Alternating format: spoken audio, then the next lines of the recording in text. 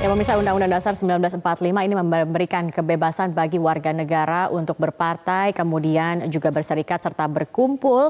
Maka ormas sendiri ini juga harus dikelola menjadi energi yang positif dan juga untuk kehidupan bagi bermasyarakat, berbangsa dan juga bernegara. Meskipun demikian tentunya ada batasan-batasan dalam sebuah organisasi masyarakat, dan seperti apa kami akan membicarakan faktanya pada hari ini, di mana pemerintah memang menerbitkan Perpu nomor 2 tahun 2017, di mana Perpu ini sendiri adalah tentang ormas untuk menjaga keutuhan NKRI. Saat ini menurut Mendagri ada sekitar 395.000 lebih ormas yang ada di Indonesia, dan juga peraturan baru ini tentunya bertujuan bukan untuk melarang masyarakat berserikat atau berkumpul.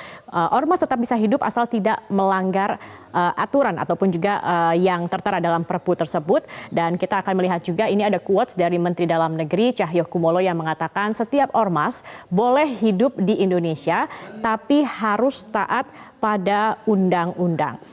Dan ormas juga harus bisa memberikan kontribusi yang besar dalam pembangunan bangsa.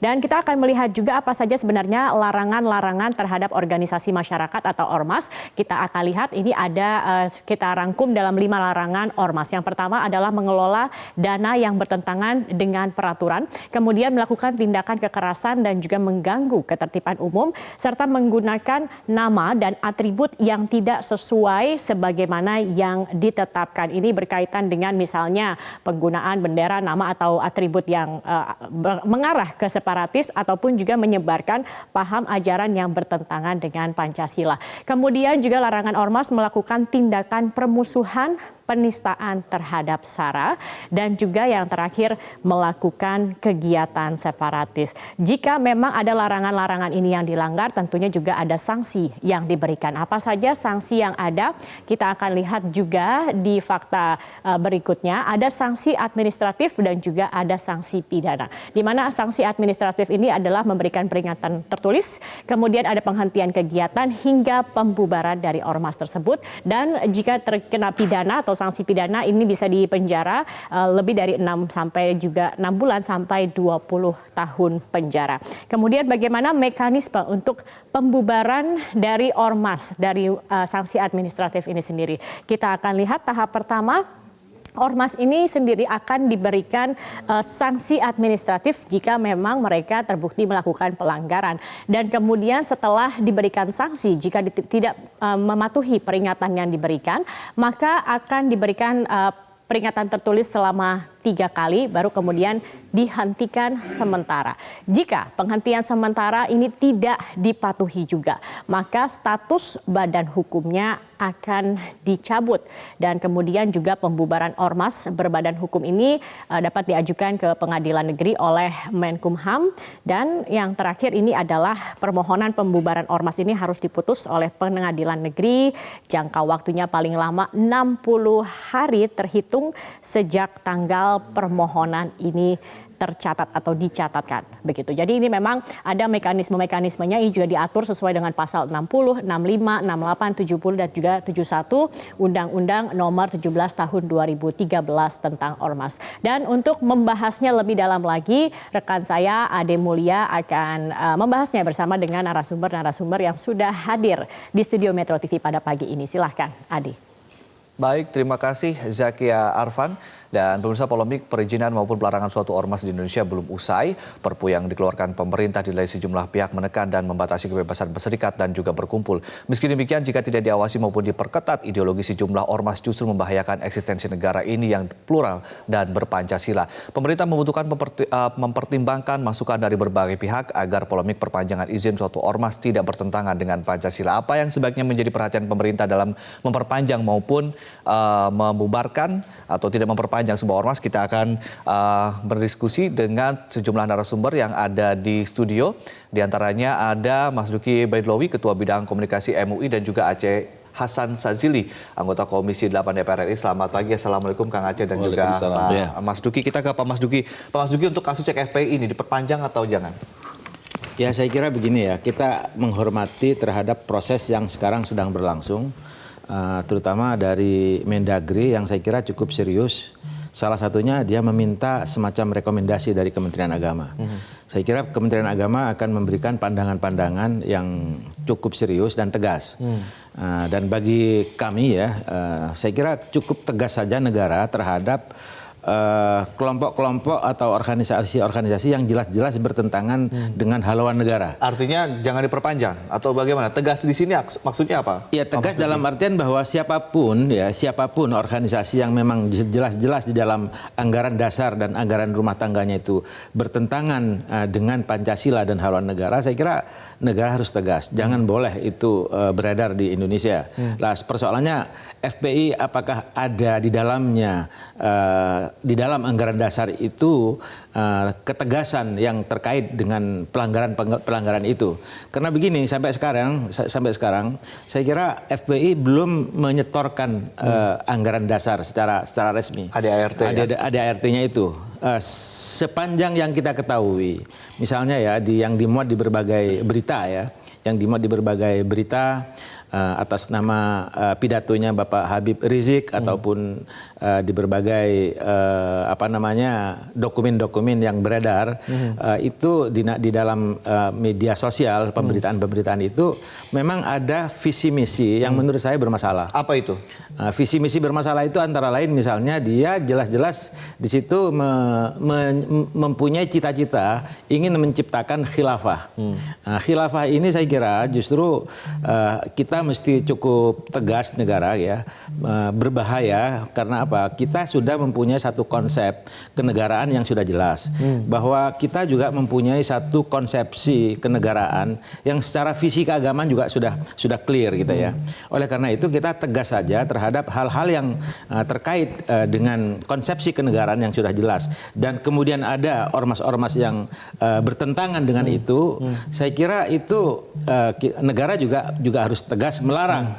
Karena apa? Karena begini, bagi kita sebenarnya ini adalah negara demokrasi. Demokrasi memang tidak boleh menghakimi pikiran orang. Ya. Tetapi demokrasi berpendapat dan berorganisasi juga tidak dilarang. Tapi demokrasi juga tidak boleh melakukan sebuah aksi terorganisasi yang jelas-jelas itu akan merongrong terhadap eksistensi negara. Saya kira itu ketegasan seperti itu. Proses itu kita tunggu.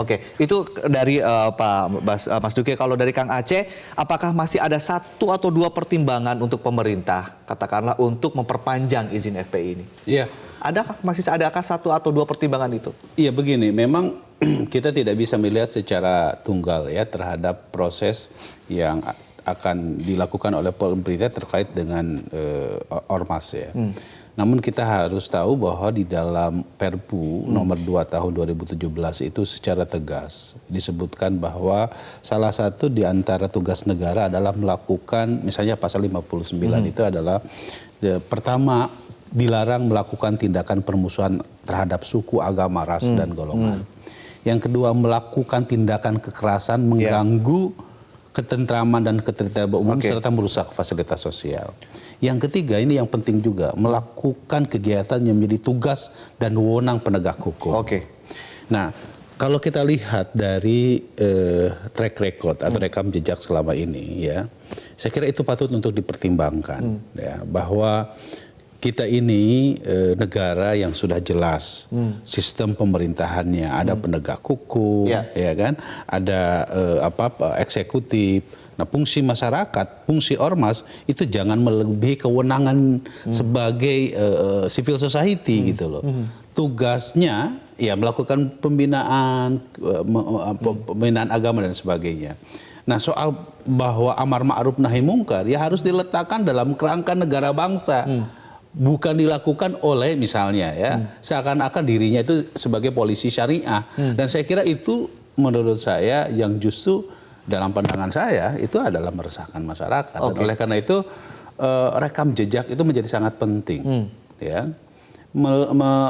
Jadi rekomendasi Anda diperpanjang atau jangan? Kalau menurut saya harus dilihat dulu rekam jejaknya. Ya, harus dilihat dulu selama ini apakah punya komitmen atau tidak. Ya. Saya setuju dengan Pak Kiai Mas Duki Bedawi tadi bahwa kita tidak boleh menghukum pikiran. Tetapi kalau gagasan, pikiran, visi misi itu sudah diterjemahkan ke dalam tindakan-tindakan yang masyarakat sendiri bisa merasakan itu semua, maka saya kira itu bukan lagi sebuah pikiran, tetapi sudah sebuah gerakan. Dan gerakan tersebut menurut saya sudah mengganggu ketertiban umum dan sudah melanggar poin-poin yang dilarang, diantaranya adalah melakukan kekerasan, kegiatan separatis. Kalau separatis mungkin tidak, tapi ajaran yang bertentangan dengan Pancasila dan juga permusuhan itu yang dilanggar, begitu ya? Iya, itu masalahnya. Karena kan begini, berpancasila itu kan sebetulnya adalah bukan soal kita menghafal Pancasilanya, tetapi bagaimana tindakan dari pikiran implementasinya itu. Memfungsikan dirinya sebagai penegak hukum, menurut saya itu adalah sebuah tindakan yang tidak sesuai dengan semangat bernegara begitu. Tapi kira-kira nih nanti pemerintah sendiri akan memperpanjang atau justru melarang sama sekali? Nanti kita akan bahas setelah jeda yang satu ini, Pak Kiai dan juga Kang Aceh, dan pemirsa tetaplah bersama kami Metro Pagi Prime. Terima kasih, segera kembali. Ya, Anda kembali bersama kami di Metro Pagi Prime Time. Pak Mas Duki, tadi sebetulnya selama ini banyak yang menilai bahwa FPI ini bergerak di area abu-abu. Artinya tidak kemudian paham khilafah juga tidak kemudian diusung. Tetapi kemudian seperti Kang Aceh saja tadi melihat poin-poin dari sudut pandang aturan ya, kekerasan, lalu kemudian juga menebar permusuhan dan segala macam. Tapi ketika Pak Mas Duki sendiri bilang saat ini ternyata terkuak bahwa ada unsur khilafah di dalamnya, kira-kira Presiden Jokowi atau pemerintah saat ini akan memperpanjang atau tidak menurut Anda? Begini, sebelum sampai pada kata itu sebenarnya, saya ingin tegaskan satu hal ya, bahwa FPI ya sampai saat ini belum menyetorkan dokumen ADART-nya. Nah, kalau saya bilang tadi bahwa di dalam visi misi ADART yang beredar di media sosial, di pemberitaan-pemberitaan resmi, ada unsur-unsur seperti itu, kan belum tentu juga ketika diusulkan seperti apa. Itu pertama. Kalau nanti bisa, justru menurut saya ketegasan negara dalam hal ini Mendagri, dalam hal ini Kementerian Agama yang diminta rekomendasi itu harus tegas dalam bidang itu. Nah, di situ harus tegas. Kalau itu masih muncul, saya kira negara tidak boleh berkompromi dengan organisasi-organisasi. Ada yang menyarankan katanya lebih baik dirangkul dan dikendalikan. Artinya dengan diberikan beberapa syarat, Anda tidak boleh ini, tapi dirangkul dan dikendalikan, katanya masih bisa bermanfaat untuk menjaga ketertiban masyarakat. Anda setuju? Saya kira tegas saja. Jadi menurut kami itu asalkan ADART-nya jelas-jelas memang masih mengandung unsur seperti itu, lantas track record-nya juga masih dinilai oleh negara, ya, masih ada unsur-unsur yang akan mempunyai kegiatan secara organisatoris merongrong terhadap ideologi negara, saya kira negara harus tegas. Nah, saat ini saya kira negara harus tegas karena saat inilah negara itu akan menentukan masa depan bagi anak-anak bangsanya, bagi generasi berikutnya. Kalau sekarang nggak tegas, justru negara ini akan bermasalah di kemudian hari yang terkait dengan masalah ideologinya. Kang Aceh, ketegasan dalam tanda kutip ini, timingnya saat ini tepatkah? Menurut saya ini saat yang tepat. Apalagi Pak Jokowi kan di dalam pidato-pidatonya kan selalu menegaskan soal tidak ada kompromi terhadap kelompok-kelompok yang anti terhadap Pancasila gitu ya, kelompok-kelompok yang memang secara eksplisit maupun secara implisit ya membuat nilai-nilai Pancasila menjadi menjadi terabaikan gitu. Nah, sebetulnya kita ingin bahwa kalau kita lihat ya dari berbagai macam riset dan kemudian juga fenomena yang dihadapi hampir 5 tahun terakhir ini, kita kan mengenal apa yang disebut dengan populisme berdasarkan atas agama-agama tertentu. Dan saya kira momennya sangat tepat ya untuk menghadapi dan menghentikan semua kegiatan yang memang berupaya untuk selalu menarik-narik populisme, katakanlah populisme Islam ke dalam ruang-ruang publik, terutama saya kira ruang politik begitu.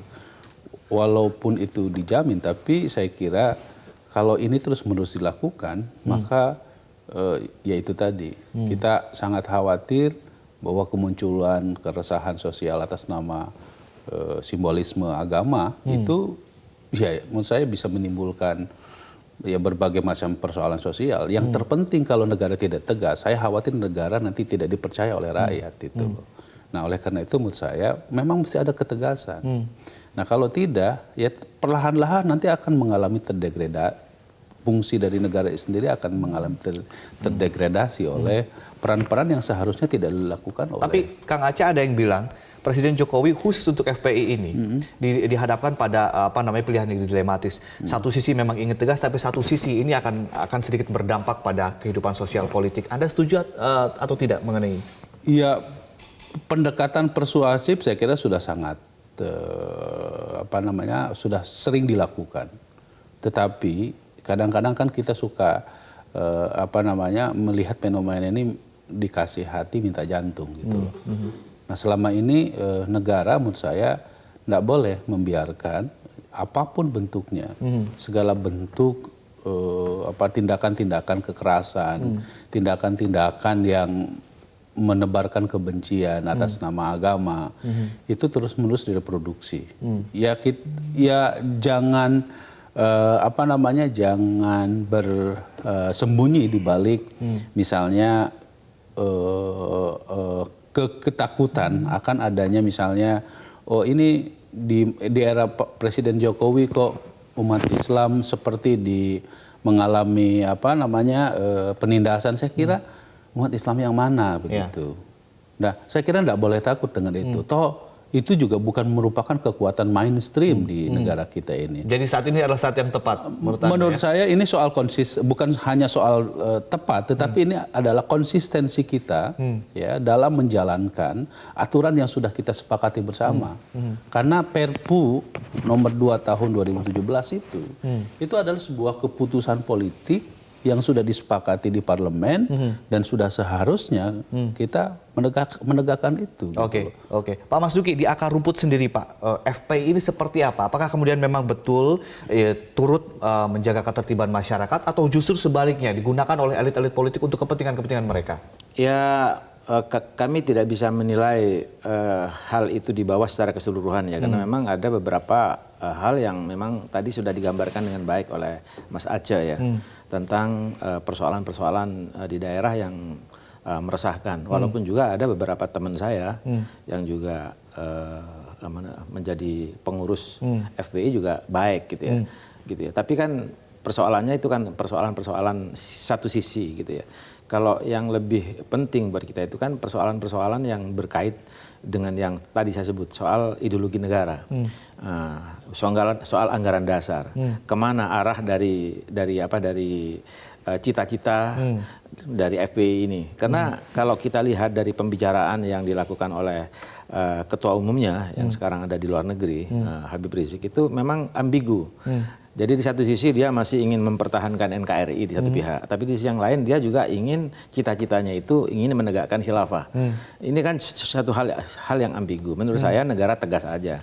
Kalau memang ada unsur-unsur yang memang justru memang akan menghambat terhadap persoalan ideologi negara, akan merusak terhadap negara ini dan anak-anak bangsa ke depan, saya kira saatnya pemerintah disesif. Nah, jangan ragu. Kalau soal dilema, saya kira dilema biasa. Justru pemimpin itu adalah menghadapi soal dilema untuk dua pilihan begitu ya, untuk melakukan ketegasan keputusan. Itu tentang pemerintah, tetapi MUI sendiri kan juga memerankan peranan yang sangat strategis, yang sangat penting untuk urusan ini.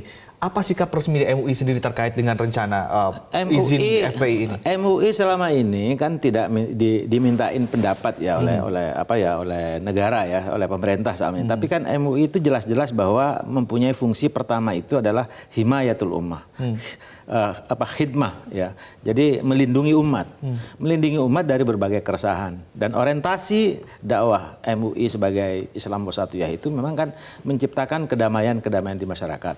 Dan menciptakan jangan sampai terjadi bagaimana suasana silaturahim merusak oleh persoalan-persoalan yang diakibatkan oleh berbagai tindakan-tindakan yang tidak menunjukkan pada apakah itu persaudaraan sesama muslim ataukah persaudaraan yang terkait dengan sesama bangsa dan negara. Di satu sisi seperti itu. Yang kedua juga fungsi MUI yang tidak kalah penting itu adalah bahwa sodikul hukumah.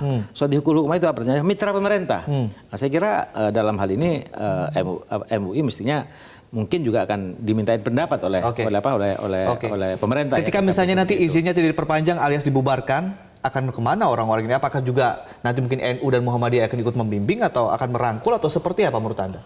Ya otomatis saja karena pada dasarnya teman-teman FUI itu kan juga banyak dari kader-kader Nahdlatul Ulama, kader-kader Muhammadiyah dan yang lain-lain juga ada semua. Mereka semuanya adalah saudara-saudara kami juga gitu ya. Kami dalam hal ini bersaudara dengan semuanya karena tidak boleh ya antara kita sama Muslim itu untuk saling dengki. Nggak ada dalam hati saya, dalam teman-teman juga di kami tidak ada unsur-unsur seperti itu. Tetapi lebih kepada persoalan bagaimana kita membangun bangsa ini ke depan untuk urusan-urusan yang terkait supaya kita itu aman ke depan. Saya kira itu. Baik, Pak Masuki. Terakhir, Kang Aceh dari parlemen sendiri apa rekomendasi Anda untuk pemerintah terkait dengan timing, terkait dengan situasi politik dan sosial, terkait dengan situasi yang lain yang saat ini terjadi. Apa rekomendasi Anda untuk kemudian soal izin FPI ini? Ya, pertama kalau kita konsisten ya, maka seharusnya ya setiap undang-undang yang telah atau Perpu yang telah disepakati telah diundangkan ya konsisten saja dengan penegakan aturan tersebut gitu. Pertama itu. Yang kedua memang negara itu harus dipastikan dia hadir. Ya, konteksnya tadi yang disampaikan oleh Pak Kiai Mas Duki bahwa ini bagian dari perlindungan negara terhadap pilar-pilar kebangsaan kita. Karena bagaimanapun kalau secara tadi disebutkan kalau misalnya secara eksplisit ada kata-kata penegakan khilafah Islamiyah, itu kan itu sesungguhnya menunjukkan kepada kita semua bahwa anasir-anasir upaya untuk merongrong adanya mengganti Pancasila dengan hal-hal yang lain, menurut saya itu harus ditegakkan gitu supaya jangan sampai itu menjadi sebuah gerakan. Yang ketiga, ini yang penting juga menurut saya adalah bahwa negara memang harus menunjukkan kewibawaannya. Karena bagaimanapun selama ini kita bisa melihat rekam jejak secara jelas begitu ya. Fungsi-fungsi penegakan hukum tidak boleh digantikan oleh organisasi manapun kecuali oleh negara sendiri. Kalau tidak, maka civil society kita itu akan menjadi rusak gitu loh. Dan kalaupun nanti memang tidak diperpanjang dan digugat, artinya pemerintah juga punya pointers yang kemudian bisa membuktikannya secara hukum. Iya, ya? tentu. Dan proses itu menurut saya juga di dalam Perpu nomor 2 itu memberikan ruang bagi proses hukum bisa dilakukan. Jadi menurut saya tidak perlu punya kekhawatiran ya, karena due process of law-nya juga ada dimungkinkan, dan itu artinya bahwa negara dalam konteks ini jangan punya kekhawatiran dinilai tidak demokratis, tetapi due process of law di mana proses hukum juga bisa dilakukan kalau memang dinilai juga ada dan juga sekarang tinggal tegas begitu ya. Betul. Baik, terima kasih Kang Aceh dan juga Pak Kiai Mas Duki telah sharing bersama kami di Metro Pagi Prime Time, dan tetaplah bersama kami pemirsa.